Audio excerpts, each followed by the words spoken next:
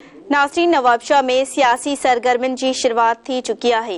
Union council 3 में PP पारां corner कजाणी कोठाई वई, जंहिंमें डॉक्टर असरा पेचो शिरकत कई है। रिपोर्ट करे रहियो आहे इम्तियाज़ कीरियो। 8 फरवरी आम चूंडनि जी तारीख़ जारी थियण बाद सियासी सरगर्मियूं तेज़ थी वयूं आहिनि। नवाबशाह जे गुलाम हैदर शाह कॉलोनी HM खोजा टाउन कॉर्पोरेशन जे यूनियन काउंसिल 3 में हाजी अली मुराद ज़रदारी पारां कार्नर गरजाणी कोठाई वई, जॾहिं त हिन आयल महिमाननि खे आजियाणो ॾिनो, जॾहिं त मेज़बाननि पारां आयल महिमाननि खे लुंगियूं ऐं ॿिया तोहफ़ा ॾिना विया।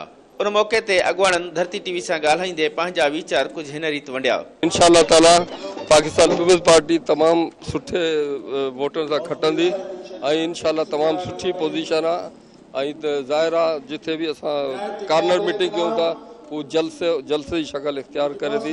उहे जेके माण्हुनि खे मिनतूं कनि था त असांखे रुगो घुराए रुगो चांहि पार्टी पहिरियों, पर ही जेका असांजी पाकिस्तान पीपल्स पार्टी आदि अज़रा फज़ल पेचो साहब, आसिफ अली ज़रदारी साहब या आदि फरियाल टारपुर साहब आहे, सां माण्हुनि जी मोहबत आहे ऐं माण्हुनि जी मोहबत आहे जो का नंढी रुगो इन इंतज़ार में त केरु असांखे हुकुम करे त असां जेको वॾा वॾा जलसा करे ॾियो। इलेक्शन जो ऐलान थी चुको आहे, मैदान सजी वियो आहे।